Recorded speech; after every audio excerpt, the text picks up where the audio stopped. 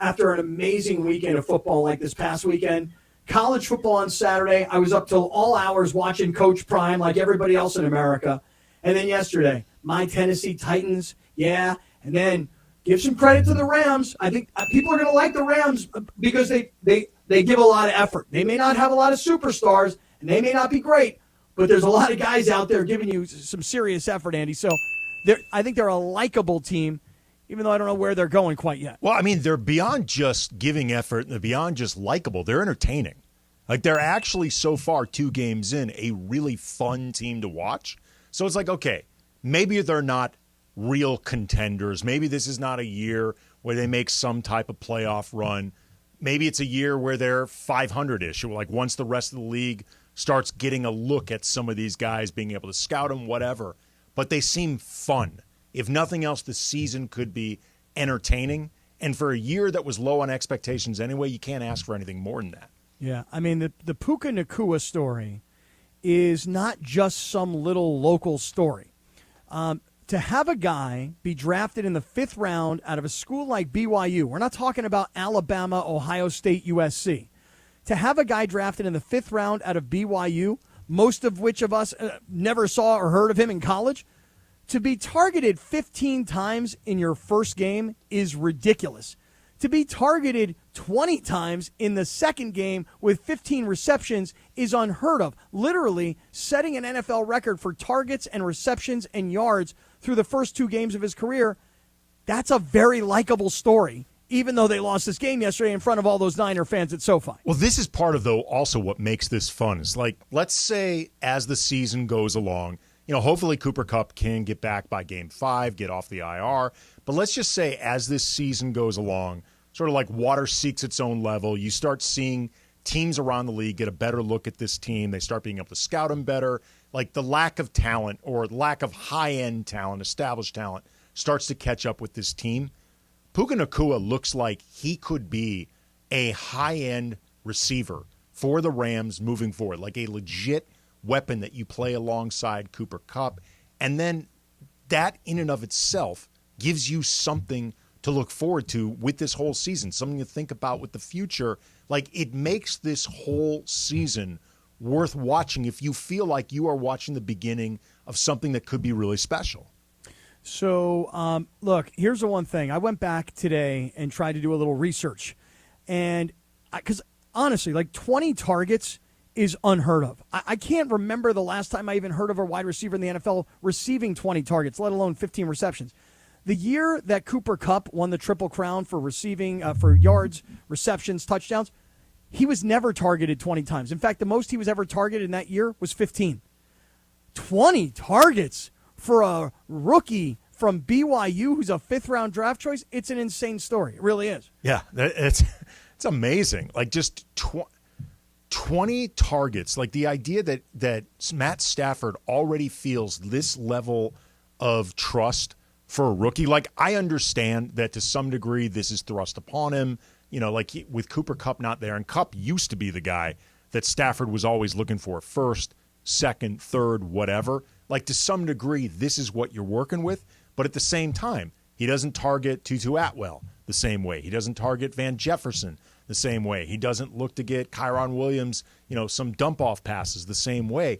He sees opportunity in Nacua, and he's making good on that opportunity. Like, he looks poised and ready for this. He does not look nervous in any way. He looks like he recognizes, I was not expecting this heading into the season, but this is a real opportunity. I'm going to grab it. Yeah, when we were out at training camp and we were watching this kid and he was running with the number 1 team, we were like, who is this guy?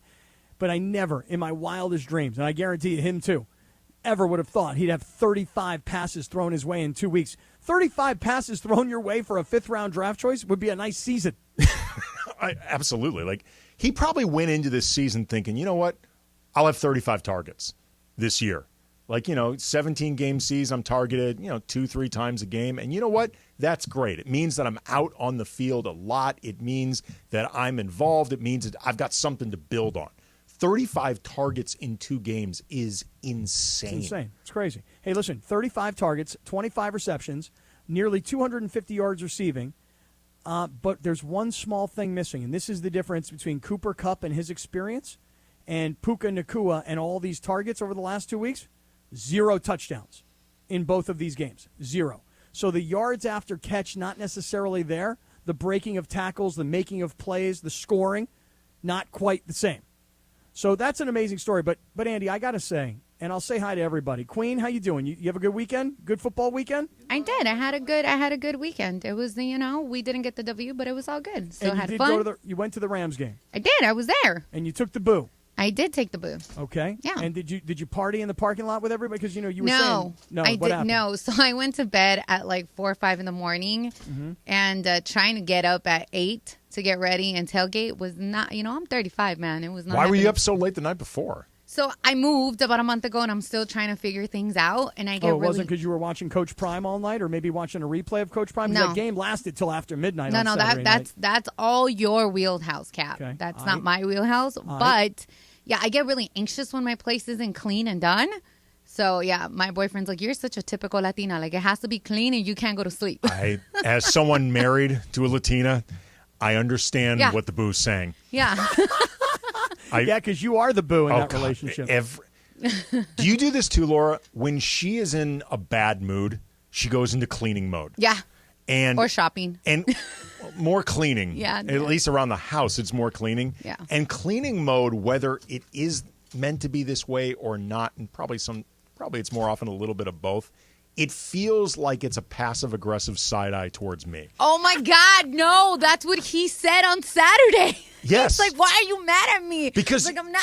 No, because your energy while cleaning seems like aggro, Hostile? focused, hostile. Yeah. Like it feels like you are cleaning from a place of resentment, and I can only imagine where that resentment is being directed. He felt the same way. Sorry to completely throw this in a different direction. That I had to apologize yesterday after the game because he was a little quiet. And I was like, babe, I wasn't mad at you. I just had things to do, and we had to go to the game. And he's like, I just felt you were mad at me for no reason. I'm like, I wasn't. Why don't you come to work? I'm sorry? The boo do while you were cleaning. Why don't you tell the boo to clean? He was helping me clean. Oh, okay, all right. Yeah. All right. You were cutting off a little bit there, Kappy. All right. But yeah, no, but anyways, we did go to the game. We didn't tailgate, but I still had a good time. People kept messaging me on social media like, oh, it's a sea of red. Like, It was. duh. We already knew that. No, not that bad. No, somebody asked me, what's the percentage? And I said 80-20. 80-20, 85-15. I said 80-20 is being nice. 85-15, maybe 90-10. I mean, it depends on what time you were asking me because I felt like it kept getting brighter and brighter red. But to me, that's a very tired bit. Like, we already know that. It's not new. When the Raiders come, it's black and silver. Like, Here's the we thing. know that. It's not new, but it is actually it's kind of shocking. Yeah, it's not a tired bit. It's for me, it is. It's not, though, because here's the thing. See, everybody ridicules the Chargers when the Dolphin fans take over because we've all become accustomed to that. This is only one team. It's only the 49ers that do this to the Rams.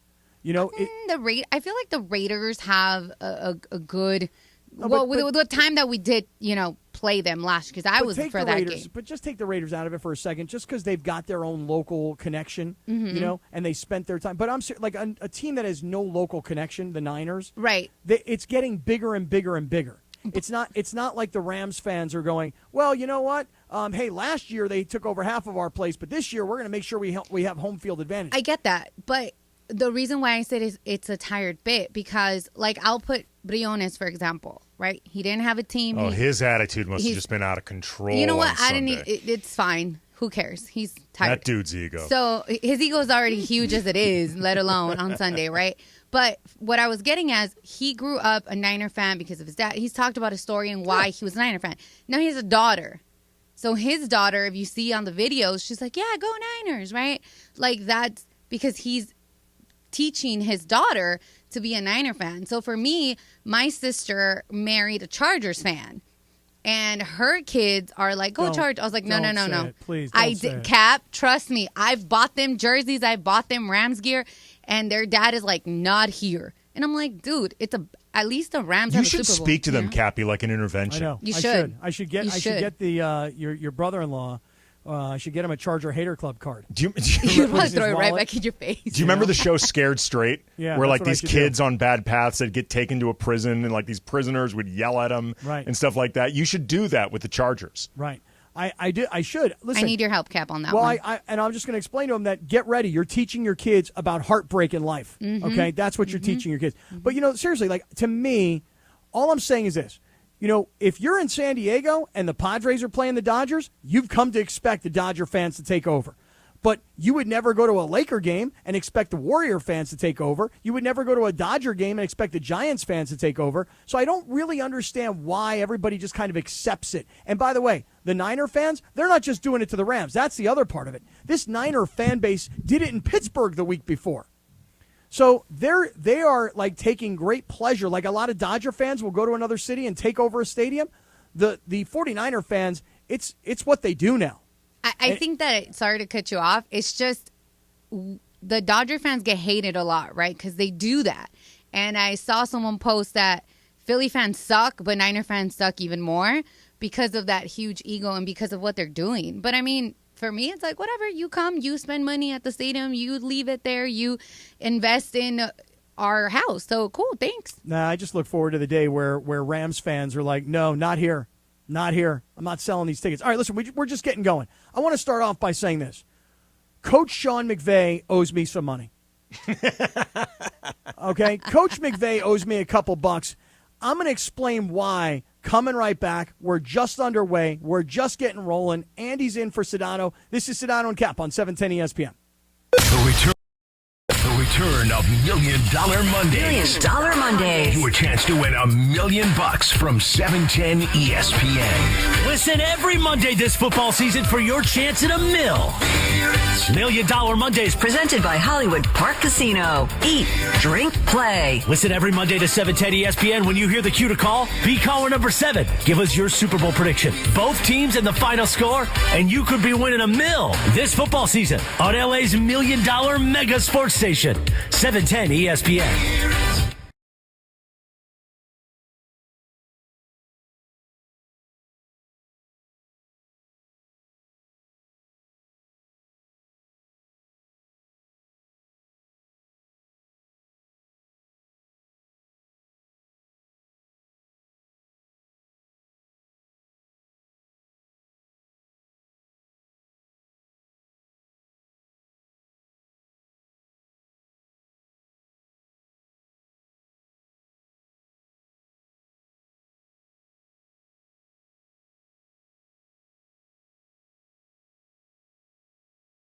Actually, exactly like Freeman.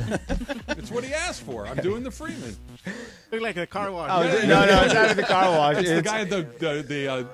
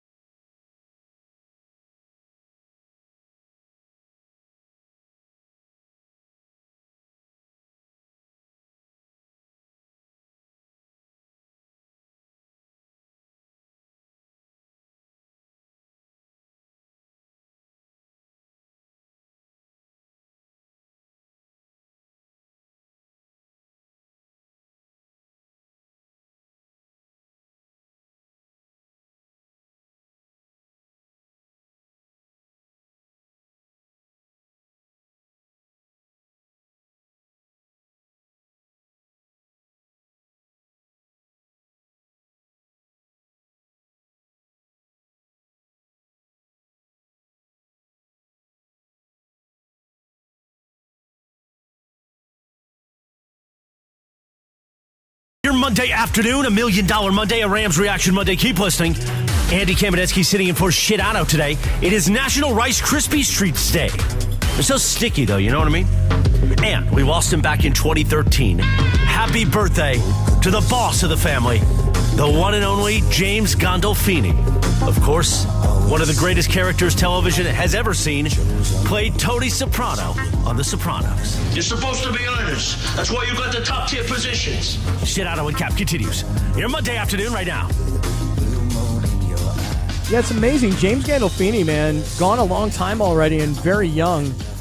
And, of course, everybody thinks about Sopranos, but, Andy, I always think about a movie called 8 Millimeter. Yeah. with Nick Cage. And he was just the scariest, creepiest dude ever. He's had a few roles where he's been super scary, super creepy. Have you ever seen True Romance? Yeah. Mm-hmm. He is with what's with the name? Christian Slater and Patricia Arquette. Yes. He is seriously scary in this scene where he has a fight with Patricia Arquette. Right, and he beats her up pretty bad. Yeah. Yeah. She ends up, I guess, spoiler alert, it's about 30 years now. She ends up coming out on top, but it is a really, really intense scene. Right. Wow, James Gandolfini, man. He was a good actor. Yeah, really was. Hey, so I said at the break, going into the break, I said, Coach Sean McVay owes me money. Let me explain what I mean. So, hey, guys, does anybody here gamble on football? Because I know so many people that for so many years when gambling was taboo, they still gambled on football, and I never gambled on it, mostly because, first of all, you were kind of told as a college player, dude, you gamble on anything like this, you're in huge trouble, you'll throw your career away. So gambling was programmed in my mind as a bad thing as an 18-year-old kid. And then when I was about 19 years old, I was in college, and I had a guy who lived next door to me. He's from Philly. He's from the streets. He's from Philly. Hey, Cap, you want to bet on the game? And Andy, I think Buffalo with Jim Kelly was playing like Boomer Esiason with the Bengals. And it was an automatic home run, no doubt about it. The Bills are going to win this game. So I bet $50 on the game. $50 that, of course, I didn't have, right? I'm a college kid. And of course, the Bengals pulled the upset, and I lost. So the next day, he goes, hey, Cap, I need to get that money for the guy. You know what I'm saying? I'm like, oh, hold on. Wait, you mean you actually have to pay? It's like my first bet. I didn't know. I thought maybe they got a free version or something. So I lost my first bet. I never gamble on another football game ever again my entire life. Okay, so couple of questions on this because this opens up a lot. First of all, did you ever give the guy the $50? Yes, I gave him the money. Okay. I paid up. I didn't want him to break my thumbs. I was going to ask. That was my second question. Did he offer any threat? No threat. Did it make you feel intimidated? Did it make it clear you pay up or your thumbs are in danger? I guess these guys were like, hey, listen, this is the way it goes. So you got to pay it. You made the bet. You got to pay it. I'm a college kid, a college athlete, and I bet illegally. Okay, this is 30 plus years ago. If I won the bet, who knows? Maybe I'd be a gambler. Andy, I've never bet another football game my entire life until this weekend. Well, it's very clear that you could have used in that moment $1 million. Speaking of which, $1 Million Mondays back on 710 thanks to Hollywood Park Casino. Keep listening all day for the cue to call. When you hear it, be caller number 7. Give us your Super Bowl predictions, both teams and the final score, and you could be winning $1 million. And just for playing, you'll get 2 tickets to a game at SoFi. $1 Million Mondays on 710 ESPN, presented by Hollywood Park Casino. Eat, drink, play. Do you know that last year we had 4 listeners, all of whom had a chance? They had Kansas City and Philadelphia in the Super Bowl. 4 people on Super Bowl Sunday all had a chance to win $1 million last year. That's pretty crazy. Crazy, right? Yeah. Okay, so back to this story. So I bet this game. I'm 19 years old. I've never bet another football game in my entire life. I swear. I've been to Vegas. You were scared this badly by one experience. Just never. I lost. I paid the money. I never bet another football game ever again. Whether it was because I was brainwashed as a kid, gambling is bad, meaning in college football. Maybe it's being around the NFL for the last 25 years. You can't gamble. You can't gamble. I've never bet on another football game. But this year I decided I'm going to try and bet on football. So I made one bet yesterday. One bet. $20. I'll be completely honest with what I bet. I bet $20 on the Niners to cover the 7.5. Now think about that. The Niners have a lead of 10 points with 4 seconds remaining in the game. The Rams kick a field goal. The Rams are going to lose the game, but the question is by how many points? They kick the field goal. It's successful. Time runs out. And the Rams lose by 7, not by 10. I've heard Al Michaels comment on this stuff forever. I've seen Scott Van Pelt talk about bad beats. Oh, yeah. I've never paid attention to a game and a result ever from a gambling perspective. Never. Yesterday, I had $20 on the game. Why was Coach McVay kicking a field goal with 4 seconds to go? My theory, and this isn't even so much my theory, it's just my hope, is that McVay realized, okay, we're not going to win this game, but damn it, we can stick it to all of these Niner fans who are happy about this win, and they laid the points. They laid down whatever the spread was. We're going to screw up that spread. We are, if nothing else, going to take away the money from these Niner fans putting money on the game. Like he did it just pure petty. That's my hope, because you're right. It really makes no sense. But I would respect it. I mean, obviously, I feel bad for you, Kappy. Oh, don't worry about me. It was $20. Not going to make or break the world. But come on, man. That was such a weird thing. I would so respect it if McVay did this because he was aware of the line and did it purely out of petty. Okay, here's my guess. You ready? My guess is Sean McVay's a football guy. Sean McVay doesn't know the line going into the game, and Sean McVay doesn't care about the line going into the game. He has no exposure whatsoever to the gambling side of football. That's just my own kind of guess, because that's how I thought about it my whole life, and I'm just guessing that as a pure football guy and as a real football coach, Sean McVay doesn't have 1 sense of the line in the game, not one. My guess is that Sean McVay was thinking, well, we need 2 scores, okay? Should we go for the Hail Mary here, and if we don't get it, game's over, versus should we kick the field goal and then, I don't know, hope that there's time left on the clock to maybe make a play? It doesn't make any sense. Everybody knows it's going to take 4 seconds for the field goal to go. It doesn't matter if it's 50 yards or 25 yards. Snap, hold, kick, ball's in the air, referees say good. That's 6-7 seconds. Right, but you know what does make sense? Petty. Petty makes sense. Petty makes 100% sense. There is one other avenue of this where it would actually make sense if you want the voice of reason. And, all right, let's hear it. You know, I've got it for you potentially, and this is something that Bergman actually mentioned on Mason and Ireland.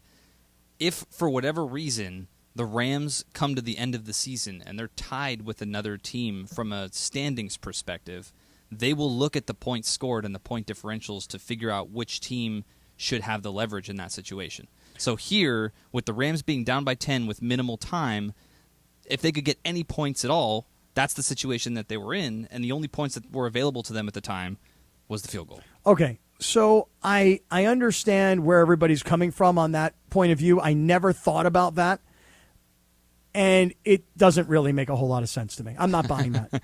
You're just upset about your $20. No, it's not the $20. It's just more of, how many years have I heard people who are involved in the gambling side of football talk about this, and I've never paid attention to a word these folks said. Never one time, because I don't gamble on football. If you do this long enough, like, you know, I don't bet on sports the way I used to, like way back in the day. I don't have the same disposable income now. I have to put it towards my child and family and things like that. But got to do dad stuff. Right, but back when I was single and only had to worry about me, I bet on a lot of sports. Mm-hmm. And, you know, I used to play cards all the time. I used to regularly play in a couple Hold'em games. I've been on the right and the wrong end of bad beats, both in sports gambling and in poker. You never forget them. Like, you truly never forget them. I will be telling this story 20 years from now. So I hadn't gambled in 30 years. I finally decided to bet a football game. I bet $20. The Niners had a 10-point lead with 4 seconds to go in the game, and I've never, ever, ever seen a coach decide to kick a meaningless field goal when it wasn't a game-winning type of play. In other words, if there were 19 seconds on the clock and coach decides to kick the field goal, well, he's got 14 seconds to kick the onside kick and maybe get the ball back. That's a winning play, a play that gives you a chance to win. I would love, love, love to know, Coach, what inspired that decision? Because he may tell us, hey, guys, you get to the end of the season, how many points did we have? We need every point. We got to think about that. And then he's letting you into his mind like that's how a coach thinks. But if it's my theory, spite, petty, he's never going to say it. Oh, dude, it would be so much better if it was spite and petty. I have no idea what that means. I mean, look, Sean McVay he's already at a young age. He's a made guy in the league, you know, with this team, whatever. He could actually get away with saying, yeah, I did it as a double middle finger to all the Niners bettors. Like, he could get away with it. I read something earlier today that all the books in Las Vegas made all their money back on that field goal. Oh, it was disastrous. Right. It was disastrous for so many gamblers. I have never bet on a game in 30 years. The one game I decided to bet on, I'm like, you know what? I think the Niners are better. I give the Rams credit. They really played hard yesterday. They don't have the roster that they've had when they won the Super Bowl 2 years ago. This is a younger group of guys, a lot of first and second year players. Their offensive line took a hit yesterday when Joe Noteboom went out. I mean, like I want to root for these guys, but I honestly thought they would lose the game. And I thought they would lose by more than 7 points. Now, this time around, Kappy, though, when you laid down the $20, did you have the $20? Yeah, I had it. I had it, but. And are you going to make another bet after this one, or is it going to go another 30 years? You know what, dude? Honestly, I opened an account with $100. There's like $70 in there. I think I'll probably bet the $70. Yeah, like I'll just take it in small chunks, $10 here, $10 there. Seriously, just to have the action. Kappy's dime is $10. But I can't believe it. I mean, come on. You're up by 10 with 4 seconds to go. Kicking that field goal had nothing to do with winning that game. Well, Kappy, this is the wave you got to ride. If you're going to take this $70 and parlay it into a gambling career, like these are the ebbs and flows, man, that you got to be able to ride out. Yeah. Hey, speaking of ebbs and flows, listen, if you're a USC football fan, you had the weekend off.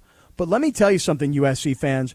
We better all together root for Coach Prime and Colorado when they play Oregon this weekend. I'm going to explain why it's so important for USC fans to face Colorado when they're unbeaten. We'll get to that story coming right back. This is Sedano and Kap on 710 ESPN.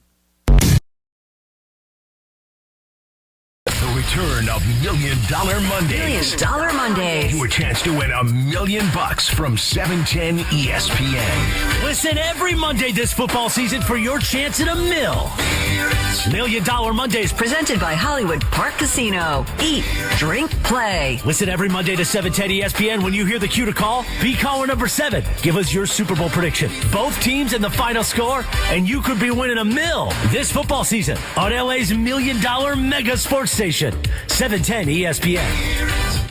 So Al and I are teaming up for your chance to win an entire office full of lunch from Waba Grill. So you're going to want to be listening all day during the 12 o'clock lunch hour for your cue to call to pick up food for the entire office, courtesy of Waba Grill. We got some ribeye, we got some chicken, we got some shrimp. I'm making it sound like I cook them myself. Look at these boom boom tacos. You can visit wabagrill.com. You can order online. Just go on in, get yourself some of these tacos. Visit your local Waba Grill location. Of course, walk right in. Of course, you can order online for delivery or pickup.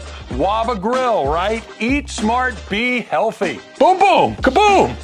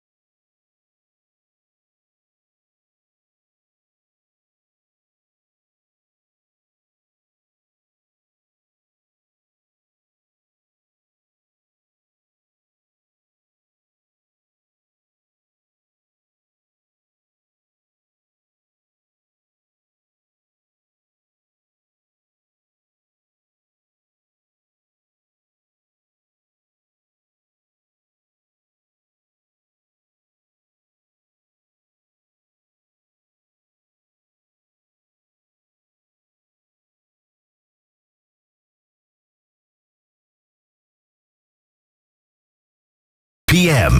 And it is Sedano and Kap. Your Monday afternoon, a Rams Reaction Monday and $1 Million Monday. Keep listening for your chance to win. Yesterday, September 17th, was Apple Dumpling Day, which I don't know exactly what that is, but I do know this. Yesterday was also John Ritter's birthday. We lost him back in 2003. Of course, played Jack Tripper on Three's Company. Sedano and Kap continues. Your Monday afternoon right now. I love Three's Company. Oh, I was a massive Three's Company fan, Kappy. Everybody always loved Suzanne Summers, but I was super into Joyce DeWitt. Well, she would have been happy to hear you say that because it was very well known that she didn't like all the attention given towards Chrissy. Well, I mean, Suzanne Summers was like, the buxom blonde. You know what I mean? She she just radiated. But I don't know, man. I liked Joyce DeWitt. I like the brunette.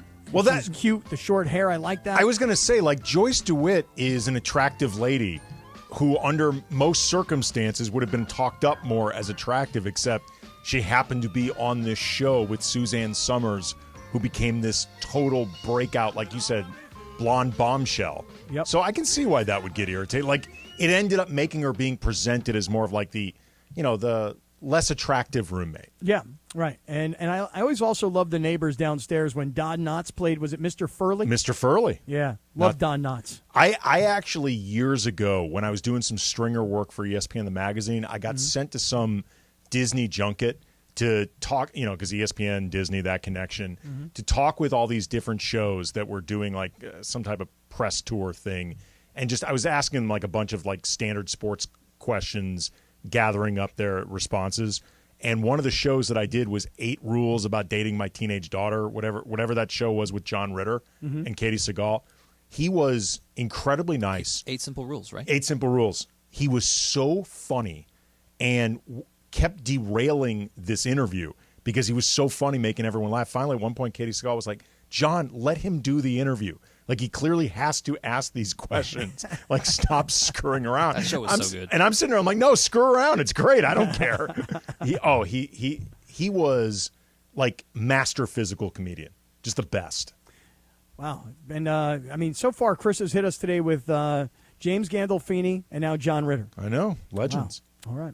Hey, I was saying before the break, Andy, that if you're a USC football fan, you need to this week be rooting for Colorado and Coach Prime when they take on Oregon. Okay? So work with me on this for a second. First of all, Coach Prime, my man, I am all in. I've been all in from the day you took that job. I never thought Colorado was the place, but I didn't realize it. I didn't see it the way he saw it. Didn't matter where he went. Didn't matter if it was Colorado or if it was Buffalo. He was taking with him what he was doing at Jackson State, which he couldn't quite do at Jackson State. But if he brought it to the big stage, he could do it. So what's happened here with Coach Prime is that he has become a pop culture phenomenon. He's not a football phenomenon. And the way I judge that, Andy, is I got a girlfriend that couldn't care less about Colorado football, let alone any college football of any kind. And on Saturday night, we sat there watching this game because she's all in on the story.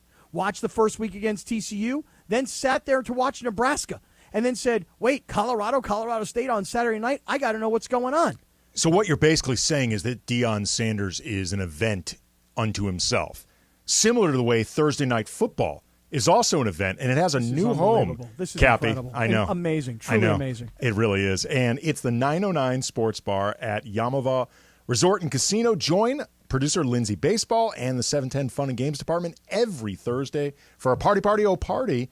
And Lindsay will be giving away $1,000 every Thursday night. This Thursday night from 4 to 7 p.m. at the 909 Sports Bar. Win cash and watch football with producer Lindsay. Again, it's an event like Deion Sanders, who was a human event. I mean, Deion Sanders this weekend, not only did I stick around to watch that entire game, that was brilliantly done, Andy. Thank you. Not only did I stick around to watch that entire game on Saturday night, that meant I didn't leave my house.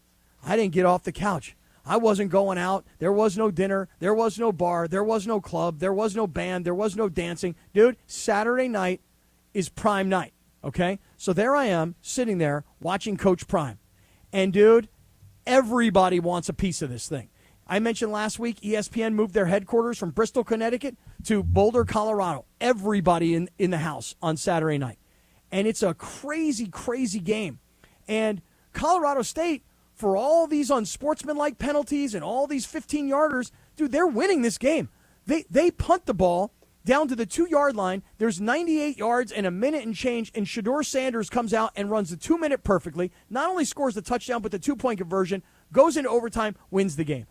Unfreaking believable. And then on Sunday night, Andy, I'm sitting around watching 60 Minutes.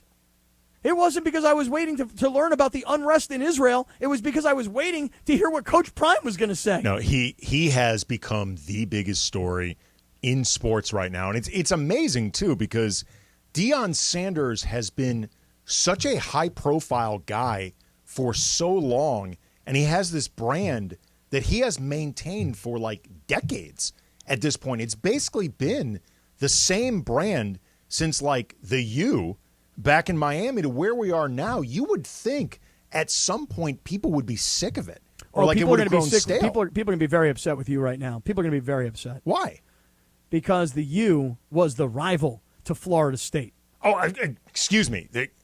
Florida State. My bad, My bad, y'all. I remember. My bad, I do remember. I am old enough to remember Deion at FSU, just mixing up my my schools. But here's the thing.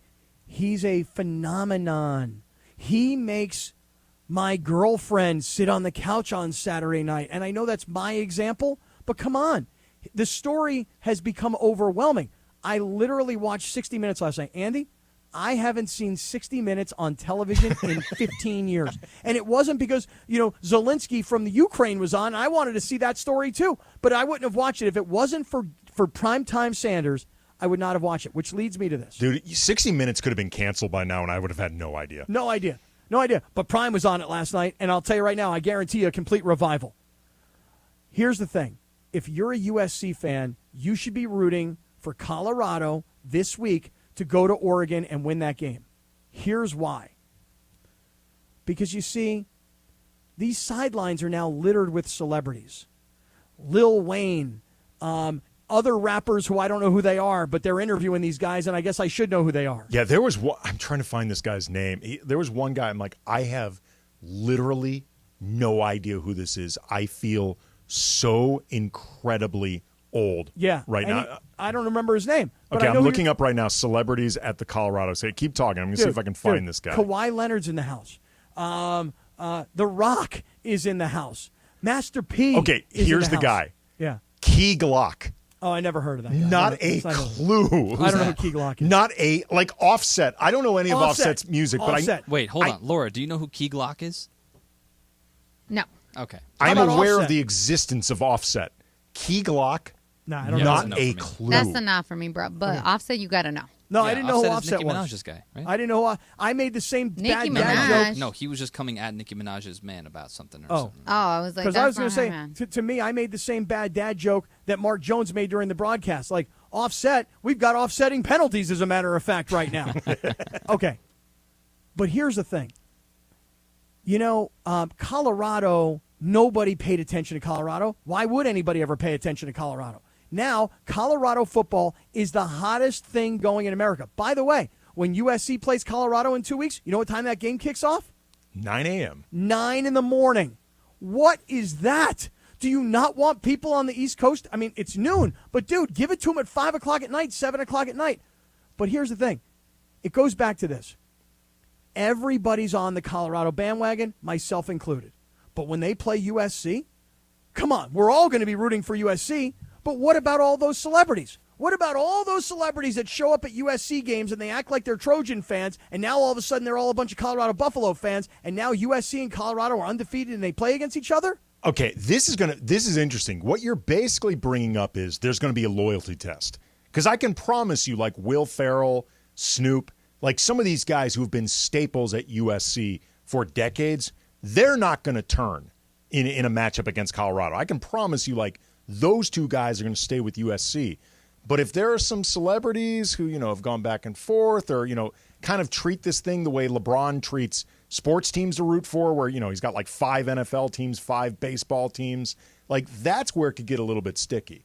Like, who is Key Glock going to root for? Oh, that's a good question. That's a good question. Who does Offset root for? Well, we know Offset. Offset is definitely sticking with Colorado. Lil Wayne, he's sticking with Colorado. The Rock's sticking with Colorado. But I think The Rock has been to USC games before. I don't know if he has or he hasn't. All I know is this. You're right. It's going to be a test of loyalty because for every celebrity that has now jumped on the Colorado bandwagon, it's all cute until they play USC. So here's what we should want, USC fans. You should want Colorado to beat Oregon this Saturday so that when Colorado plays USC on September 30th at 9 a.m. in the morning, USC brings the noise. And USC is where the shine goes off of the Colorado program. Because it was this close against Colorado State, pal. This close. It's going to be, feel me, it's going to be really, really fun. Like, it's just going to be an event, assuming, by the way, Colorado keeps winning. Right. Because they got to keep winning. If Oregon wins this game this weekend, it just will take the shine off that game just that much. Or if Oregon blows them out. It's one thing if Colorado has a close loss to Oregon, that's one thing. If Oregon blows them out, that does take some of the event out of this. Yeah, no doubt. All right, stick around, everybody. Just really getting through this first hour, but coming up next, can I just enjoy my Tennessee Titans and their victory over the former San Diego Chargers, currently of Costa Mesa, acting like they're from Los Angeles? Can I please gloat on that? Hashtag never forget. Right. Stick around. Andy's in for Sedano. This is Sedano and Kap on 710 ESPN. The return of $1 Million Mondays. $1 Million Mondays. Your chance to win $1 million from 710 ESPN. Listen every Monday this football season for your chance at $1 million. $1 Million Mondays. Presented by Hollywood Park Casino. Eat, drink, play. Listen every Monday to 710 ESPN. When you hear the cue to call, be caller number 7. Give us your Super Bowl prediction. Both teams and the final score, and you could be winning $1 million this football season on LA's $1 Million Mega Sports Station, 710 ESPN.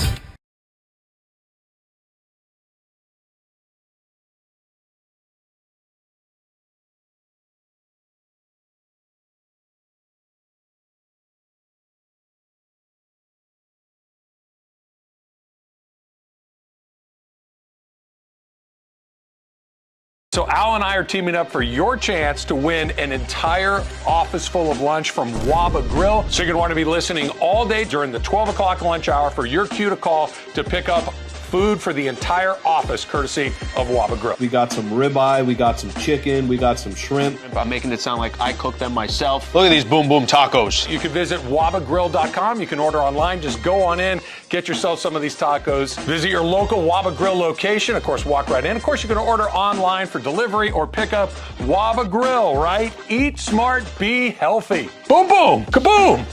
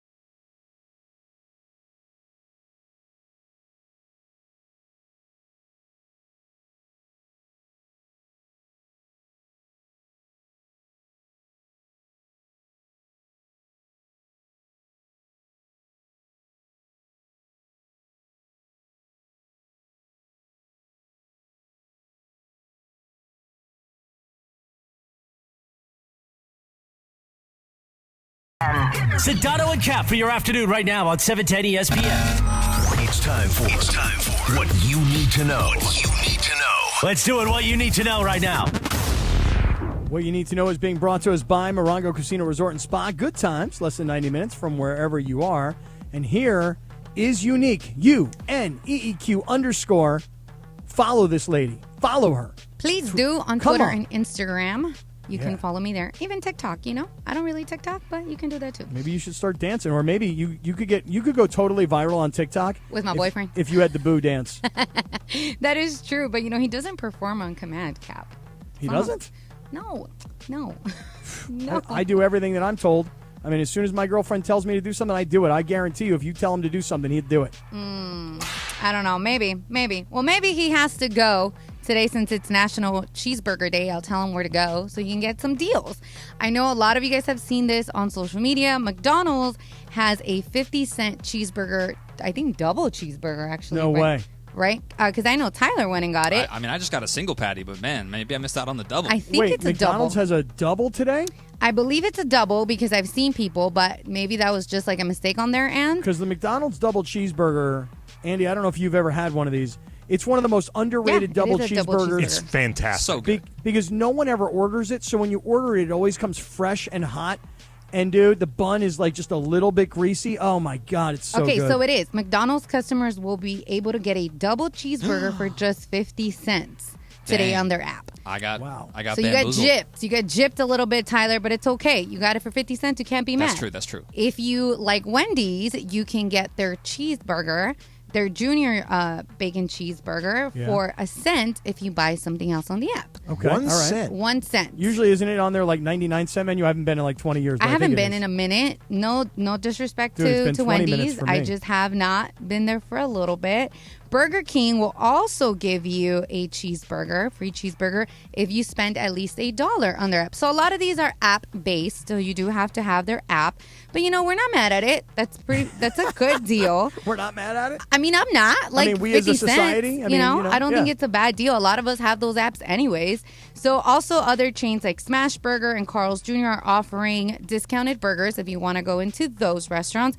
But I also wanted to pull back and, do some local things. So we love Fat Sal's around here. And if you guys go in store and order one of their signature burgers or cheeseburgers, you get a free burger with that. And so if you don't want to do a huge chain like McDonald's and Wendy's and what else did I say? Carl's Jr. and Smash Burger and Burger King, which, we like around here, and you want to go and get something from Fat Sal's, you can do that as well. Or Hollywood Burger on Hollywood in WeHo, they have $5 cheeseburgers today. So I didn't even know Fat Cells had burgers. No, neither I did love Fat Cells. I'm Fat going to have to try Cells their is good. burgers. I didn't know. I just thought they had sandwiches, but you learn something new. So what you need to know is they also got burgers, and you get a free one if you bought a signature cheeseburger. I don't know. Is today like National Cheeseburger Day for like the 8th time this year, or is it really only one time? I feel like a lot of these national days it's national whatever plus this. So that's why you get them a lot, but maybe it was a It'll be hamburger. like National Hamburger Day, National Cheeseburger Day, National Bacon Bacon Burger. Cheeseburger That's a good Day. point. Yeah, That's a good National Cheeseburger Day with American cheese, National Cheeseburger Day with Swiss cheese. That's exactly right. Hey, we love the discounts around here, so we'll take it. It's all I don't good. but I don't have any of those apps. I must admit, I don't have the McDonald's app. I don't have the Junior Carl's Really? Jr. I don't have one Well, fast if food this app. doesn't motivate you to get the apps, I don't know what will, Kappy. Yeah, well, that's what they're trying to do, right? I mean, that's Well- the smarts of it all. That's how you get a lot of the promotional items for Jack in the Box when the Lakers win, just things like that. You have to have the app to be able to redeem those promotional Yeah, items. I was scrolling on the McDonald's app. There's like there's a Dodgers like chicken McNuggets Angels. deal, Really? Angels Yeah, deal. Angels Yeah, deal. there's like a whole just scrollable page of deals. You have to select one. You can't stack deals. But yeah, there's deals on there all the time. Yeah. Wow. So Well, there you go. get your cheeseburger for free or for a very discounted rate. That McDonald's double cheeseburger for 50 cents. Can I get like 5 of those or no? You get $2.50? You Separate can orders, yeah. separate orders. Oh. Like your daughter can get one, you can get one, Rachel can get one, and her kids. So there you go, 5. Think Great. about, by the way, how many of those burgers you could get if you were the winner of $1 Million Mondays. And Hey. it is back on 710 thanks to Hollywood Park Casino. Keep listening all day for the cue to call. And when you hear it, be caller number 7. Give us your Super Bowl prediction next, both teams, and the final score. And you could be winning $1 million. Just for playing, you get 2 tickets to a game at SoFi. $1 Million Mondays on 710 ESPN, presented by Hollywood Park Casino. Eat, drink, and play. You won't have time to cash in on this year's National Cheeseburger Day, but if you win next year for National Cheeseburger Day, going you're down. set. Oh, you're set. Don't even worry about it. There's a National Cheeseburger Day next month. I guarantee it. That is true. Or French fries somewhere, Andy, I really love how much pride you're taking today I love doing in this. slipping in the liners. You can tell he's having a great time. It brings me a stupid amount of joy. He loves it. And I you're do. so good at it, Thank too. you. Are I know. Look at the unmatched. smile on his face. Look how happy he is. No, Yeah. it genuinely makes me happy, and it's so stupid. It's infectious. Infectious? Yeah, you don't need the Infectious. chewish. You can just go with shush. Infectious. Infectious. Yeah. So, okay, let me have a minute here, Andy, to brag about my Tennessee Titans. May I? Please. I mean, even on the YouTube show right now, I mean, at most, we got all of our radio listeners out there on 710. They're also listening on the app worldwide. But I'm seeing right now on the bottom of the screen, there's a scroll on the YouTube show, and it says, Kaplan loves, all caps, his Titans taking down the Chargers, who are 0-2. Look, when the Chargers were down by 3, with, the waning moments of the regular game, regulation, I'm thinking to myself, they're going to find a way to lose this game. They are. And I really didn't want to root against Dicker the kicker. So once he made that kick, which I wasn't sure, I'm like, hey, look, it's a chip shot field goal, but this is the Chargers. They're going to blow this somehow, some way, but Dicker makes the kick, and they go into overtime. 3 horrendous offensive plays in overtime. I mean, they were moving the ball up and down. 3 just absolute trash garbage plays in overtime. Give the ball back to Tennessee, and Tennessee runs down the field, gets in field goal range, and scores. Game, set, match. Do you realize that in week 1, Ryan Tannehill, the quarterback for the Titans, listen to these numbers, Andy, 16 of 34, 198 yards, no touchdowns, 3 picks, and a quarterback rating of 28.8. Yesterday, against the Chargers, with all that talent on defense, and the smart defensive coordinator who they hired as a head coach because he had 1 year with the Rams when Aaron Donald was at his absolute best. The Tennessee Titans yesterday, and Ryan Tannehill, 20 of 24, 246, 1 touchdown, 0 picks, and a QB rating of 123. He went from absolute trash in week 1 to freaking Johnny Unitas in week 2. Okay, if you recall, during Crosstalk, I made a tease of a shocking stat involving the Chargers. This was from The Athletic. I believe Daniel Popper, Chargers reporter for The Athletic. The Chargers have surrendered more completions of 30 or more yards than any team in the league since Brandon Staley was hired as head coach, according to True Media. They have given up 55 play completions of 30 or more yards in 36 games. Isn't Staley a defense guy? Yes. That's his reputation. Yeah. Because he had 1 year with the Rams. That's it. 1 year with the Rams when Aaron Donald was an MVP, and all of a sudden, the next thing you know, he's boy wonder. Listen to this. This year alone, the Chargers defense, first in yards allowed at 876. This is 2 games. Third in points allowed with 63 points. And first in passing yardage allowed. Hey, Laura, listen to this number. They've given up in 2 games 666 passing yards. Now, come on now. That's the football gods right there talking to you, people. And then, too, combined with, like you were talking about, the close game, and you just feel like the Chargers are going to find a way to not get the win in a close setting. Like, nobody makes looking hard look easier than the Chargers. Like, they are they are effortless in the way they make making it look difficult look easy. Like, it's shocking how many different times you watch them in a close game, and you're like, I know they're going to blow it. I just don't know exactly how they're going to blow it, but I know they're going to blow my mind in the way that they blow it. That's like the only thing I'm sure about is they're going to find a new and shocking way to blow an opportunity in front of them in a close game. And their schedule in the next couple of weeks, they're at the Vikings. Vikings aren't very good. They're 0-2. Then they're home against the Raiders, which will be a complete Raider takeover. You think that the Niner fans took over yesterday at SoFi Stadium against the Rams? Wait till you see what the Raider fans do on October 1st. Then they're home against the Cowboys. The Cowboy fans will take over. And then they're at the Chiefs. They may not win another game until they're home against the Bears. And, oh, my God, that's like a Sunday night football game close to Halloween. Oh, man. And you might think it doesn't get worse for the Chargers, but it actually does. I just got an update that says there's no timetable for Austin Eckler's return. Well, let me say this about Austin Eckler. Austin Eckler spent the entire offseason trying to get out of the Charger organization. Austin Eckler has been saying to these guys, I'm so underpaid, and I want out of this team. And Austin Eckler's like, hey, listen, I have a paper cut. I can't play. Austin Eckler is not going to give that organization 1 ounce of extra effort. He's not going to play through any injury of any kind. 100%, I'll play. 99%, not playing. Not sacrificing my body for you guys. Well, especially, too, when you look at the diminishing return for running backs with their contracts. Yep, and broad brush it. Look at Josh Jacobs with the Raiders. He had a holdout. He's underperforming. Eckler's out. He's underperforming. Barkley just went down with an ankle sprain. He's out 2 to 3 weeks. So all of the Jonathan Taylor's not even playing football right now. All of these running backs that were being very vocal about contracts aren't really backing it up. Yeah, and I would say Austin Eckler's underperforming per se. It's just that he's not going to play if he's not 100%. And by the way, speaking of all those running backs, one guy we're going to get to later in the show, I remember being at Rams training camp and Cam Akers being like, why didn't they call me? How come they didn't let me get my opinion in there?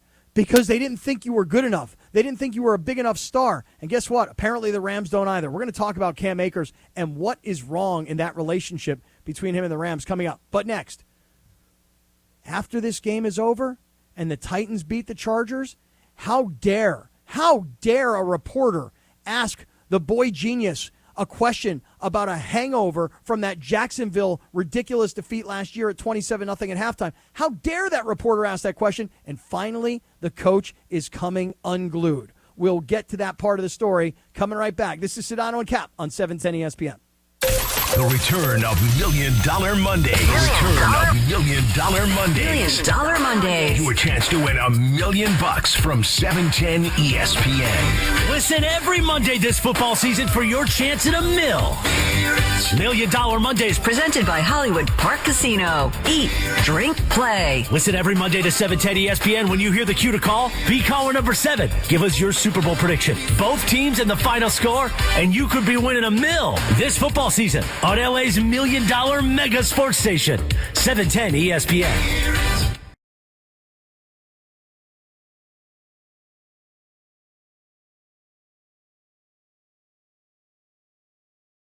So Al and I are teaming up for your chance to win an entire office full of lunch from Waba Grill. So you're going to want to be listening all day during the 12 o'clock lunch hour for your cue to call to pick up food for the entire office, courtesy of Waba Grill. We got some ribeye, we got some chicken, we got some shrimp. I'm making it sound like I cooked them myself. Look at these boom boom tacos. You can visit wabagrill.com. You can order online. Just go on in, get yourself some of these tacos. Visit your local Waba Grill location. Of course, walk right in. Of course, you can order online for delivery or pickup. Waba Grill, right? Eat smart, be healthy. Boom boom, kaboom.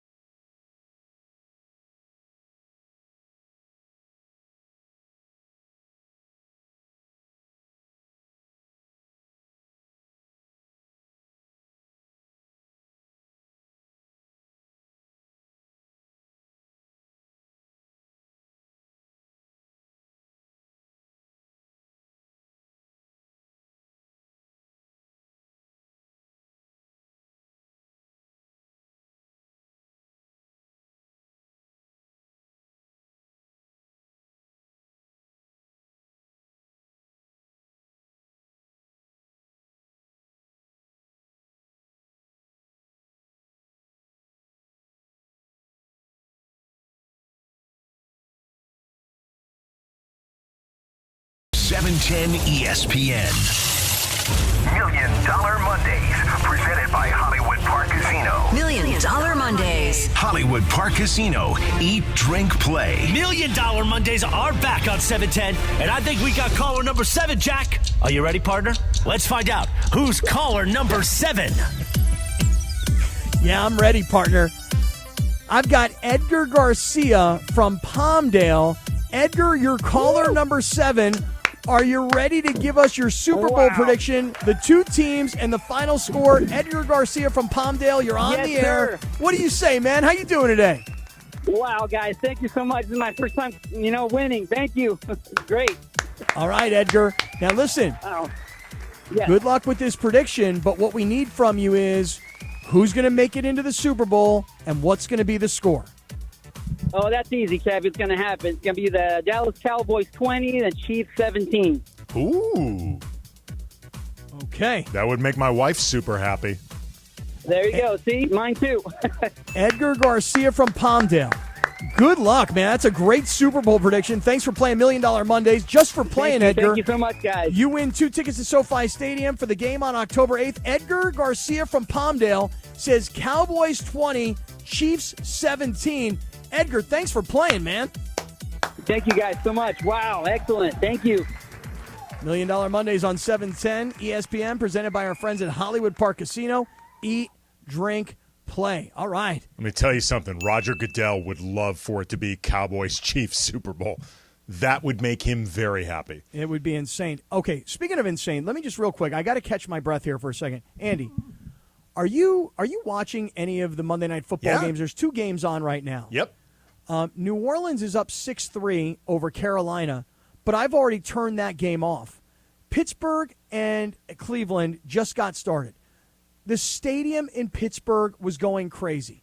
Everybody had their terrible towels, right? The whole stadium's going nuts. There's this massive fireworks show. I swear to you, I looked down for a second because I was reading Edgar Garcia and his Super Bowl prediction. I look, and the Browns had a ball hit off their tight end's hand, jump up into the air, hit 2 players, and then a Steelers linebacker ran the ball back for a pick 6, and in under like 15 seconds, the Steelers already have a 7-0 lead over the Browns. Wow. It's a hell of a start to this game. Oh, man. I mean, this ball just hit this guy right in the hands. It ricochets off his hands, hits a linebacker. Then he runs into him. Ball pops up in the air, and another linebacker takes it all the way to the house. And in a stadium that is losing its mind before kickoff, the first play of the game, Deshaun Watson has a pick 6 go the opposite direction. That's got to be tough for producer Lindsay to be watching. I'm so jealous right now about this game. My son, who goes to college about 45 minutes away from Pittsburgh, is at this game. You know why, Laura? You know why he's at this game? Hey, King. Hey, King. We know. He called in the Hey King. Good for him. He's learning from his daddy. You got a guy. Right. I think this was Lindsay's most confident game, too. I think she put a 5er on the Yeah, Browns. she did. Oh, Kappy, they just showed this. I'm watching this right now. That is amazing. That is amazing. I was the only one that took the Steelers. Just saying. By the way, the Cleveland Browns tonight, I love the helmets. I love the white helmets, the white-on-white look. That looks really cool, man. Yeah, it's the first time they're unveiling it. It does look really cool. So, Andy, you know my college roommate is the offensive coordinator of the Browns, so I'm a Browns fan right now. Mm-hmm. You know, I'm not really a Browns fan. I don't really have this, like, great love and passion for the city of Cleveland, although I've been there, and it's a fine place. But because my boy is the offensive coordinator and I want him to get a head coaching job, I need the Browns to, A, be good, and I need Deshaun Watson to be really good. So you can't have things like what just happened. Can't have that. No. Because that's not the quarterback's fault. You know, that ball hit that tight end right in the hands. But the problem is, though, it ends up going on the OC's permanent record. Like, when you just look at the stats blindly, he's like, if this game doesn't produce, people are going to look at him and they're not going to know the details. Right. No, that's why they got to win this game. I need the Browns to win. I need Deshaun Watson to be good. I need my boy to get a head coaching job. So you and Lindsay right now, you're rowing in the same direction. Right. We're both Cleveland Browns fans. Her for life. For me, it's until my buddy either gets fired or moves on. You know what I'm saying? Yeah, I do. All right, so let me throw this at you, okay? So the Chargers lose this past weekend to the Titans, right? The game ends, and they go to the post-game press conference. And Brandon Staley, you know, I think he's starting to feel the heat. Andy, he's not in San Diego, okay? And listen, you know, when you're in San Diego and you have a team and there's like 5 media guys there and they're all petrified that the team might revoke their credentials if they don't ask the right questions, this is L.A., okay? This is real pressure. And even though the Chargers are not on the same plane with the Rams or USC football, they are being covered by people that call them the Los Angeles Chargers. Those people are serious at their jobs. Yes. No, I mean, seriously, because the guys in San Diego back in the day were so petrified that the Chargers would revoke their credentials that they had to kiss ass, dude. Right. So one of the reporters, you mentioned his name earlier. What's this guy's name from The Athletic who covers the Chargers? Daniel Popper, I believe is his name. This guy, Daniel Popper, is asking Brandon Staley about, hey, look, dude, so you guys are 0-2. You guys have lost 2 kind of heartbreakers, 2 games where, you know, these were winnable games. I'm thinking that what happened last year in the playoffs against Jacksonville when you have a 27-0 lead and Jacksonville comes back and wins, that maybe there's like a hangover effect from that game last year to these first 2 games this year. God forbid a reporter asks an insightful question. That is absolutely a legitimate question. Right. I mean, and it's not, by the way, just as somebody who's been in a zillion scrums, that is not an uncommon question either. Yeah, I mean, you're up 27-0. You lose a playoff game to a team that everybody thinks you're better than, and now you've come out to start the season 0-2. Right, and you're coming off, that loss to Jacksonville was an absolute kick in the teeth. And the idea of this team that already has struggled a lot to close out games. Like, this has been a big problem for the Chargers. To be fair to Brandon Staley, it's something that's gone on before him, but it's certainly gone on since he's taken over. So the idea of wondering about, like, okay, has this team reset itself after that disappointing loss? That is totally within bounds. It's a logical question to ask. It's actually quite a good question. I mean, you hear coaches sometimes say things like, "Don't let the same team beat you twice." So if you lost to Miami in Week 1 by 2 points, and you're so distraught over that loss that you couldn't get your what together to get into Week 2, that the same team is beating you twice in a row, essentially. Here's Brandon Staley yesterday after the press conference, after the game, in the post-game press conference. The reporter asked him the question, and I'm paraphrasing, but do you think there's kind of a hangover from the Jacksonville game last year that has led to 2 close losses, a 2-point loss and a 3-point loss for a team that doesn't know how to close out wins? Is that what's going on here, Coach? And here's what Staley said. A lot of people sort of wondered whether that Jacksonville loss would... I'm not worried about the Jacksonville loss. The Jacksonville loss hasn't carried on to the season whatsoever. If you've seen our training camp or you've seen the way we've played in the first 2 games, it hasn't had an impact on our team whatsoever. Our team is connected. Our team has played its heart out in 2 games, and we've lost 2 tough games. But it has nothing to do with the Jacksonville game. And if you ask anyone in our locker room, it has nothing to do with the Jacksonville game. And that's just the truth. It's a convenient storyline for you and for everybody else, but it's not the truth. We've lost 2 tough games. But the guys in that locker room, the men in that locker room, they are finishers and they have what it takes, and we're excited to prove ourselves. Can you kind of give us a sense of the mood? Yeah, we just lost a game in overtime, Jeff. So how do you think the mood is? How do you think the mood is? How do you think it is? It's tough. It's tough. It's a tough group in there. There's a lot of pride in that room, okay? And we put a lot into this, and we got a good football team. And so we've lost 2 tough games. We've got to bounce back, learn from our mistakes, and be ready for Minnesota. So once he says, Andy, to the reporter, it's just a convenient storyline for you. Hey, if you watched our training camp practices. Hey, if you've seen the effort we've given here in the first 2 weeks. If you ask anybody in that locker room, everybody will tell you the Jacksonville loss has nothing to do with where we are today. Here's my follow-up, Coach, over here, if I could. How do you know? Yeah. How do you know, Coach? Well, because you're the coach of the team and because you're here telling us that it absolutely, no matter what we think, we're all wrong. We couldn't, there's not even an ounce of a possibility that this team, made up of primarily the exact same players that lost that game last year against Jacksonville, maybe there's something in their mind like, oh no, here we go again. Or, hey, I feel like we should win, but we're up 10 points. Doesn't the other team just lay down and die for us now? Because here's the thing, too. It's not just about the Jacksonville game. Like, the Jacksonville game was the most costly of late. But, again, this Chargers team has had so much difficulty closing out games. Even the games that they end up winning, if they're tight, they struggle to make it happen. Like I said earlier, they make making it look hard look easy. Because they do it so often, it's almost effortless for them. So, like, it is a logical question. Like, if Brandon Staley's trying to say that it's too reductive just to pin it all on, like, the hangover from Jacksonville, okay. But the truth is, it's not just about the Jacksonville game. It's not just about that one incident. If you were talking about a team that typically takes care of their business, typically closes out, and they just crap the bed in a high-profile setting, okay, fine. Then maybe the question is kind of reductive, but that's not what we're talking about. This is who they've been for a while. Right, and it just turns into a whole bunch of coach talk. Like, we've got great players in there, and we've got finishers in there, and we've got guys with a lot of pride in there. Yeah, but you really don't have finishers in there.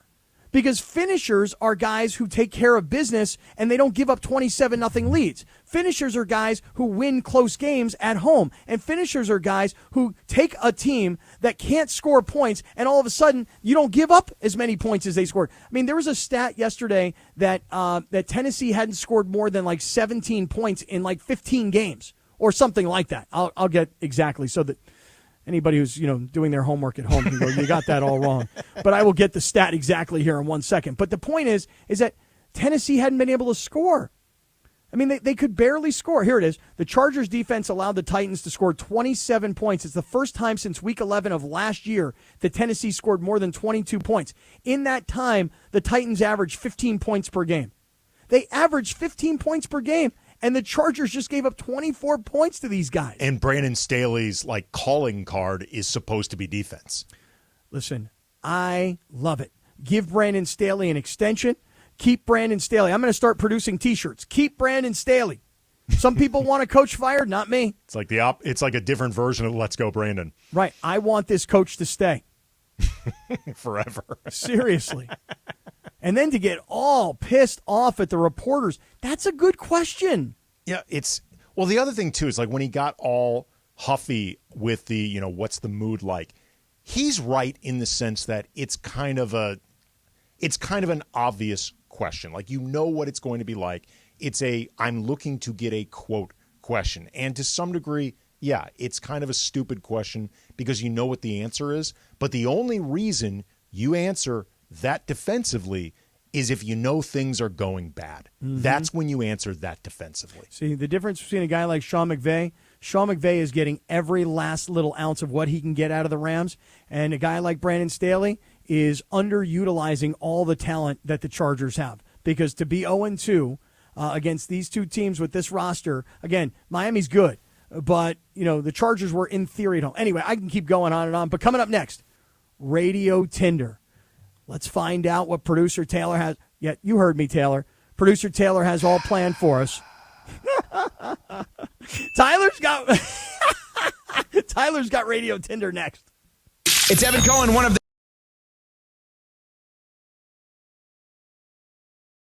return of $1 Million Mondays. $1 Million Mondays. Your chance to win $1 million from 710 ESPN. Listen every Monday this football season for your chance at $1 million. $1 Million Mondays. Presented by Hollywood Park Casino. Eat, drink, play. Listen every Monday to 710 ESPN. When you hear the cue to call, be caller number 7. Give us your Super Bowl prediction. Both teams and the final score, and you could be winning $1 million this football season on LA's $1 Million Mega Sports Station. 710 ESPN.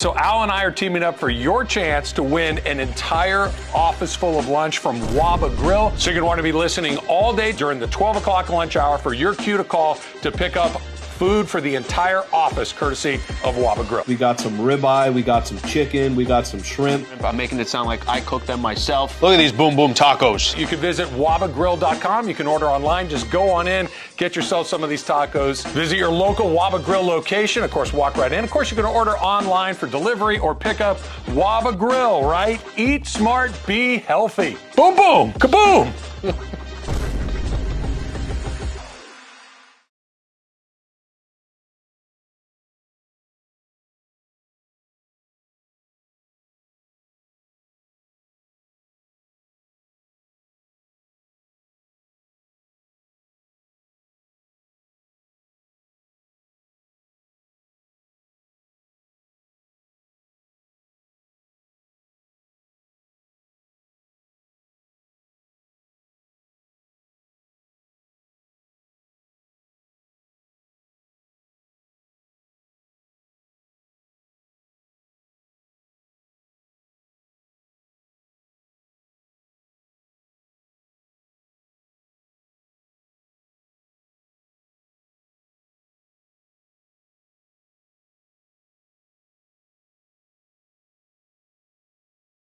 Dr. Johnny Fever, Venus Flytrap.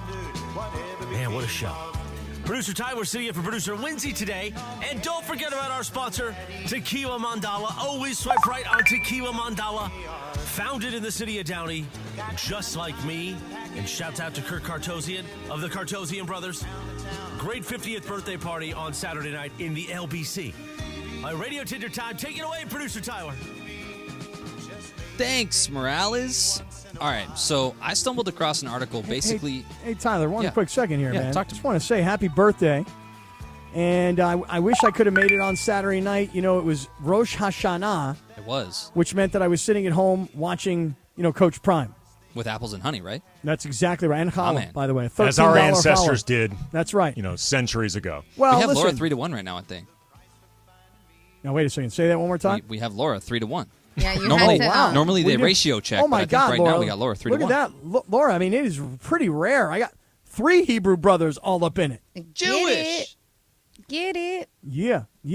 I mean, I'm always a minority. I'm brown and a woman, so that's normal. All right, so anyway, I stumbled across an Odds article. stacked in your favor or against it, depending on how you look at it. Oh, I don't take it as a bad thing. Good. All right, gentlemen and lady, let's get after it. I stumbled across an article basically promoting a relationship with your ex after you break up. I personally haven't kept in touch with my exes or people I've even had relations with. So here's the question. Oh, relations. Relations. So clinical. Yeah. Relations. You had coloring issues with. All right, so here's the question. You've remained friends with exes from your past and still have good relationships with them. Swipe left or swipe right. Andy, coming your way first. As always, remind me, left or right, which is which? Left, you are passing. Right, you are smashing. Right is agree, left is disagree. Swipe right. Yeah, I have maintained relations. Relationships with women that I guess there were relations with. Yeah, there you go. That's funny.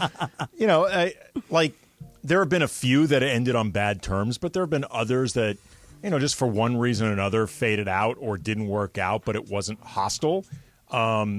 This was interesting. There are 2 girls that I dated on very, very different occasions, years apart, whatever. But it turns out because of Facebook, I learned they have the same birthday. Oh. The 2 girls have the same birthday as each other or as you? As each other. Oh, cool. okay. So that makes it easy. Yeah. Good for you. Well, to wish them a happy birthday on Sure, Facebook. yes, of course. That's what I was talking about. Sure. What about you? What about you, Kappy? So I definitely I dated this girl in college for like a year or so, whatever. And on occasion, she and I will speak via Facebook or maybe rarely on text. Laura, by the way, anybody who's still like 45 and up still uses Facebook because I know you For always sure. say Okay. who uses Facebook. So I mean- still talk to the college girlfriend a little bit on occasion. Then I dated this girl after college that I actually lived with for a while. And again, on occasion, I'll catch up to her. But I can say this. Ex-wife? Nothing. Zippo. 0. Nothing. Not even things pertaining to I the know. I was kids? gonna say I text. promise you guys, not 1 ounce of communication. Huh. That's I know. interesting. It's not. I'm not. I don't Took a love dark turn. So are Yeah, you? that So did take a dark turn, didn't it? are you technically swiping left and right? I'm. Yes. Yes, I am. Right, I am. Ex-girlfriends, keep in touch with. Ex-wives, don't. Not so Not much. so much. Right. Oh, yeah. What about you, Laura? You still talk to people you talk to? Talk to. I have one friend, not like that. No, not like that, because we all know what that means. I do communicate with an ex-boyfriend. We were like 19 when we were together, so it was a long, long time ago. He has his own life. Obviously, I have mine, but we used to be really, really good friends, and then he got a girlfriend, I got a boyfriend, and then it just became acquaintances, So I just feel like when they're in the past and you moved on, it's okay. Okay, so you're swiping. I don't know, whatever it is. think I'm you're with swiping Andy. She's swiping in the middle. She's swiping. Yeah. Yeah, upwards out of the application. She swiped up. I've never been on Tinder, people, okay? Leave me alone. All right, Laura, what you got? Oh, I got one? Do you have one? I thought you were handling it. Okay, so here we go. So this is something I've seen more than once, and I wanted to get your guys' opinion on it. Coach Prime Deion Sanders ranks his children and even defended doing so when asked about it, saying, quote, "I'm the only one that's honest when it comes to ranking his kids." Quote, "We all work together and we all incorporate into one another's lives, so it's centered on sports and everything happens around that." I actually have audio of him saying that, but I can play it later. Anyway, so Andy and Cap, I know you both have kids. Do you rank them? Because I know my father-in-law ranks his kids. Swipe left or swipe right. Kappy, we can come your way first. I swipe right. I rank my kids. I got 4 of them, right? So right now, my rankings go like this. My 16-year-old daughter, Julia, who lives with me full-time, she's number 1 on my list right now. There you go. Number 2 on my list right now is my daughter, Jillian, who goes to Boise State, mostly because she's kind of very easy.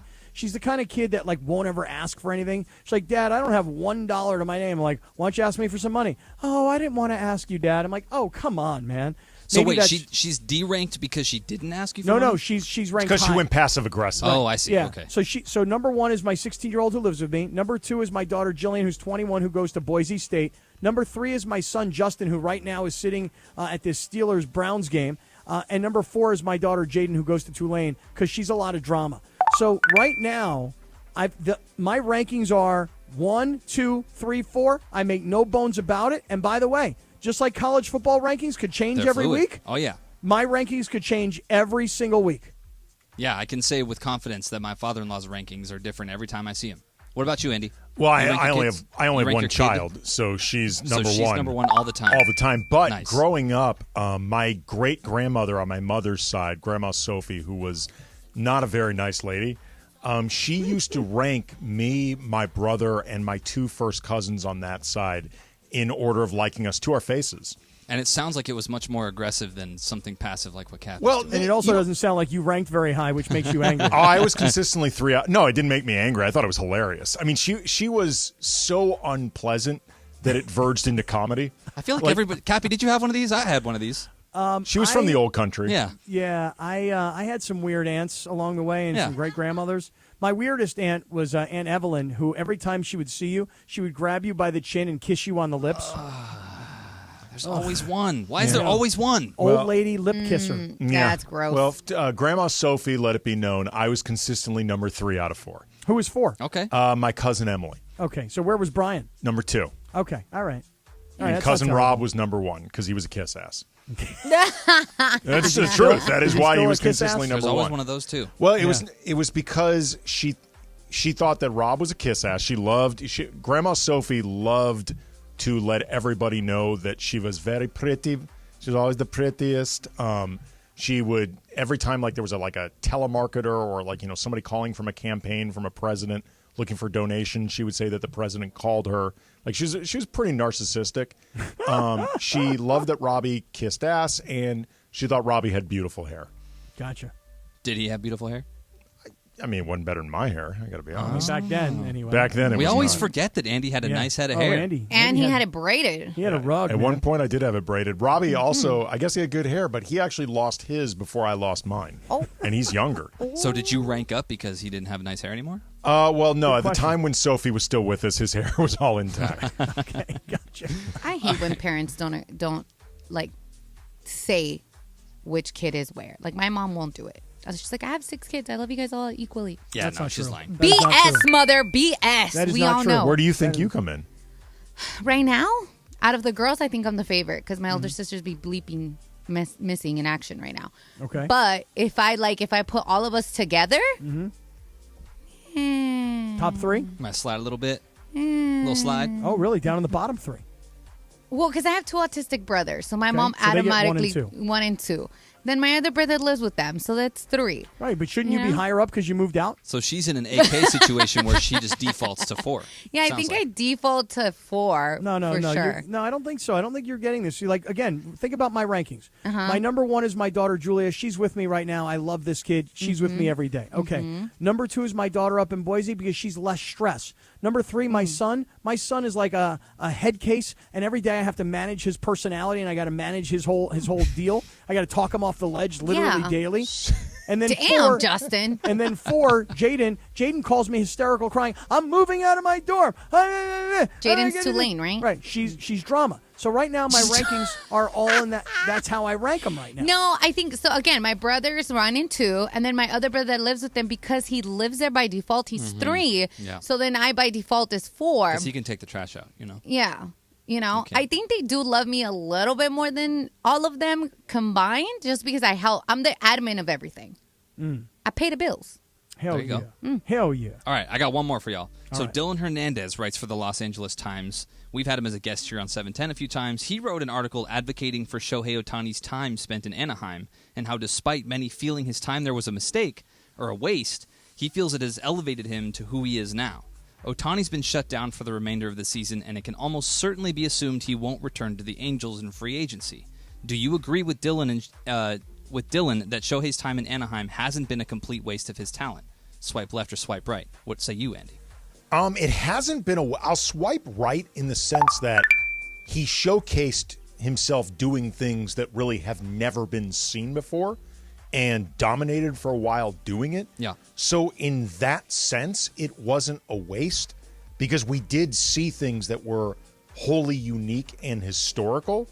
If you're looking at it purely through the prism of winning and championships and stuff like that, or like did the Angels get the most out of it, then clearly you're swiping left.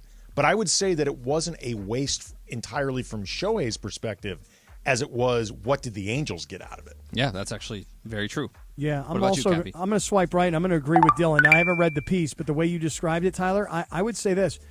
Here's what Shohei Ohtani got to do. He got to pitch in an environment, and he got to hit in an environment where there wasn't World Series pressure. He was not playing for the Dodgers. He was not playing for the Yankees. He was not playing for the Braves. He was playing in what I'll call a stress-free environment. So for Shohei Ohtani, you got to show off all the tools in the tool chest. And by the way, do it in, again, what was essentially a pressure-free environment. Then he's going to get this monster deal no matter what. Even if he's hurt right now, he's going to get this monster deal. And then he's going to have to go do it in a pressure-packed place. So I don't think it was a waste of his time at all. Laura, any thoughts? No. Ohtani's time in Anaheim? She's like, no. He No. ain't a Dodger. I ain't got no thoughts. Yeah, I was like, just put him in a Dodger uniform and we'll be straight. Then I'll have a lot of thoughts. All right. Here's hoping, right? Yeah. Well, speaking of the Dodgers, I want to get to the Dodgers from the weekend and wrapping up yet another division title. But coming up next, what is the story with Cam Akers and the Rams? As we go back to the Rams and this performance yesterday against San Francisco, what has happened in this relationship between Cam Akers and the Rams? We'll get there coming up. Radio Tinder presented by our friends at Tequila Mandala. Always swipe right on Tequila Mandala. And as much as there was a birthday party, a 50th birthday party this past Saturday night, there's a 40th birthday party happening tomorrow. And I think there'll be a lot of Tequila Mandala for Morales. Stick around. Let's get to this Cam Akers story next on Sedano and Kap here on 710 ESPN.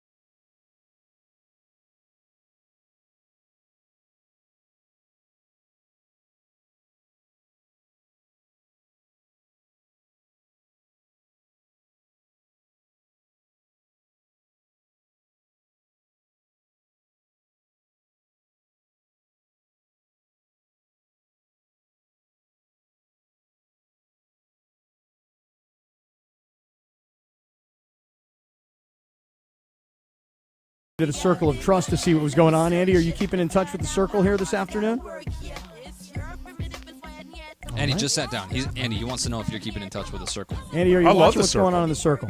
Let me take a look at what's happening. I'm getting killed in here today. Let's see here. Big E thinks that it's become personal between me and the Chargers. Always has been, bro. Personal? Right. I don't know Biggie, what we love you. I love you, man, but that's been a thing. That's not new. The thing is that everybody's like, oh, well, if you criticize the coach for his plays or whatever, that's one thing, but it's become personal. I'm like, no, bro, I am criticizing ownership for hiring a coach that was not ready to be a head coach in the NFL. And so the coach is unfortunately for himself proving that, it seems. To blow up in a press conference, I say blow up. I mean, to get irritated with a question in a press conference, which I thought was completely legit. All right, so Big E is upset with me. Big E, you notice I'm not upset with you for taking the Big E, Big E. This is what I would say. The distaste you have, the way you relish the Chargers losing, that is personal, but your criticism of Brandon Staley and the way the Chargers operate right now, I think that's objective. I think both can be true. You can love to see the Chargers suffer in ways that are definitely personal, but that doesn't mean you're wrong about what you're saying about them. Let's see what else is going on here in the circle of trust. Apparently, these double cheeseburgers from McDonald's are 55 cents via the app. Well, they got to hit you with the tax. Tax, bro. Tax, bro. It's not false advertising. Crypto Ray wanted to know which kid of yours is most like you. Well, that's a good question. I would say probably. Ooh, that's a tough one. I don't know, man. It's true. They're all Jaden's the drama queen. So am I. Justin's the head case. So am I. Jillian's the ultimate independent. So am I. Julia's actually cares about stuff. So entrepreneurs. They're a combo. They're a combo. Here's Hambone in the circle of trust. He says, Cap, you've been in the business long enough to know better. Coach Sean McVay knows the spread, and he wants to spoil it for the Niners fans. That is my theory. Right. He says coaches do this all the time when they know they're going to lose the game. If you missed this from earlier, let me reset this for you. That's actually fantastic. I love McVay even more. I hope that I'm right. I want this to be the reason. Why don't we just say you are? Yeah, we can do that. Yeah, I think you're right. Because when I was talking to a Niner fan earlier, because she lost, I think $300. And I was like, haha. And she's like, we won. I'm like, yeah, you still lost $300, bro. It's like, who cares? Yeah, for me, it wasn't $300. It was $20. I bet $20 on the Niners to cover the 7.5 points. They were leading the Rams 10 points with 4 seconds to go. And Coach McVay decides to send his kicking unit out on the field and kicks a successful field goal as time expires. Not a play in an effort to help win the game, but a play in which those of us that had the Niners lost, and those of you guys that had the Rams won.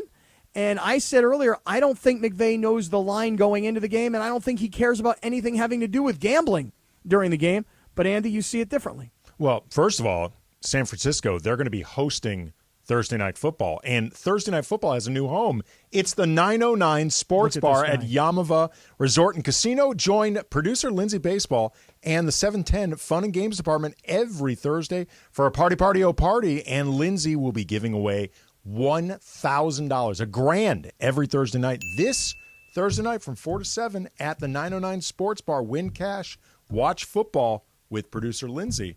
The Niners, they are half of the Thursday Night Football game. I got a question for you, AK. Yeah. You ever miss? Because you haven't money. yet. The man does not miss. Dude, he's money right now. I got a pretty good batting average. Right. I mean, you're killing it, dude. I mean, every time you find that little crack in the door, it's like there's a liner.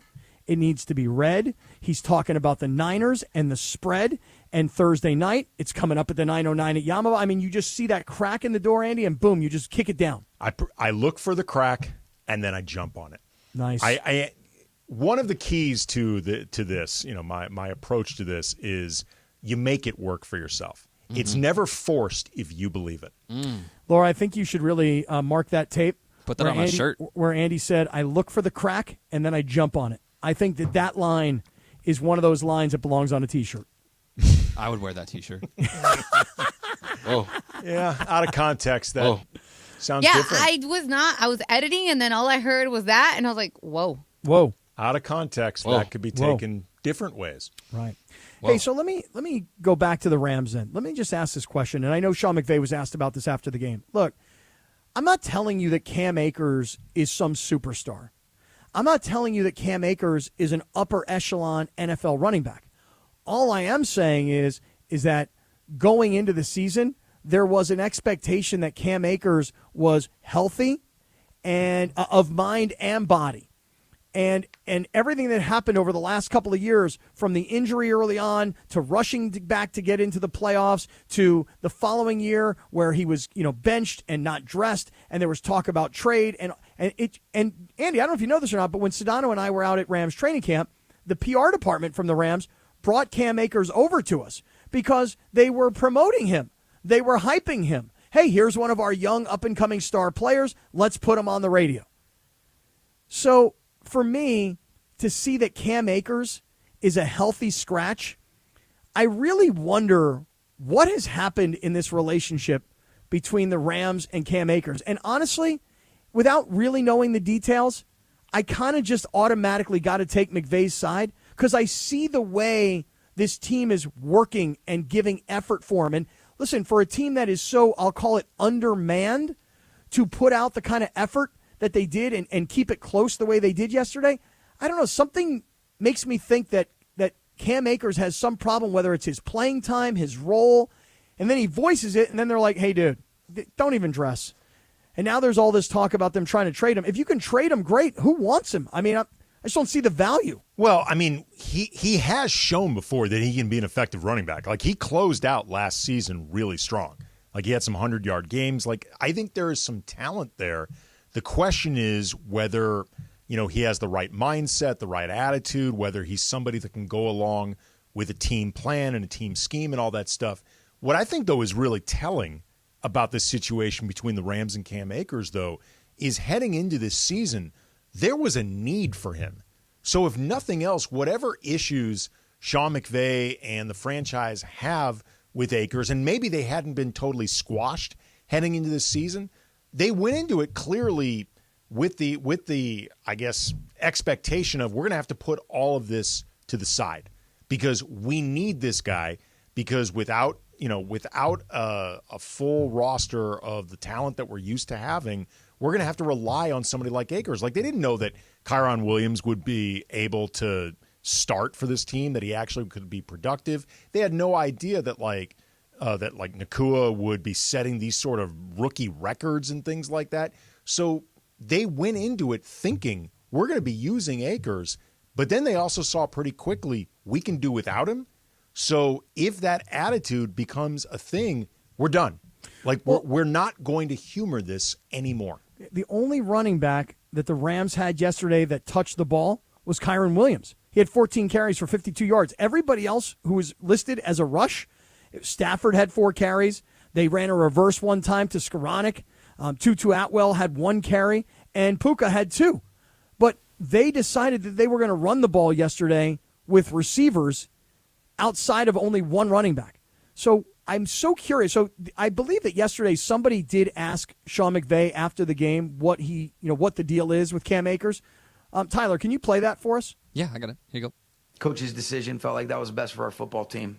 Felt like Kyron gave us the best opportunity and what Ronnie and Royce have done. So that was a decision that I made. Is this similar, Sean? No, this is different. This is just it's more about I'm always going to make decisions, Gary, that I think are in the best interest of our football team. And I have tremendous respect for Cam Akers, but I felt like for our football team today and in this game and as we move forward, that was going to be the best decision for us. I think there's going to be an opportunity to see what that looks like moving forward, but it's not going to be a back and forth thing. And he and I have had great dialogue, and we'll see what happens over the next couple of days. Oh yeah, over the next couple of days. And now there are a bunch of rumors out there. There's a report that the Rams are looking to try and make a trade and try and move Cam Akers. And they say there's a quote-unquote handful of teams that are interested in a possible trade. So once he started to say going forward, like, I made the best decision for our team today. Oh, you mean for this game? No. I made the best decision for our team today and going forward. Yeah, I mean, it's really clear. Like, you can only do this so many times. Like, have a guy in the doghouse for whatever reason, then take him out of the doghouse, then put him back in the doghouse. Like, there comes a point where it's clear this isn't working. This guy is not doing the things that I'm asking of him. And let's just say, for the sake of argument, Sean McVay is overreacting and Cam Akers is the guy that is 100% in the right. It doesn't matter at this point. Like, the relationship clearly doesn't work. Because, like he mentioned, he loves what Kyron Williams is doing, but also, Ronnie Rivers. Ronnie Rivers didn't rush the ball. Right. He didn't get one rushing attempt during this game. Like, Nakua and Atwell got more carries. Like, Ben Skoranek got more carries than Ronnie Rivers. Like, this is clearly about Cam Akers. Right. Like, I don't want Cam Akers in our locker room. I don't want to put him on the field because even if I think he might do something well, it's just going to complicate things. Like, if he plays well, then I have to figure out what to do with him. If he doesn't play well, I have to figure out what to do with him. It's just simpler and cleaner not to play him, to have him away from the team. My guess would be that Cam Akers thinks that he's a whole lot better and a whole lot more important to this team than he is. And I only say that because when we had him on from training camp and we asked him about all these running backs, we're putting together these meetings, and they were talking about how running backs aren't being paid, and he was like all offended that he wasn't involved. And it's like, bro, you haven't elevated to that yet. So we'll keep going. Stick around, everybody, because what we all need to know is right around the corner. Andy Kamenetsky is in for Sedano. This is Sedano and Kap on 710 ESPN.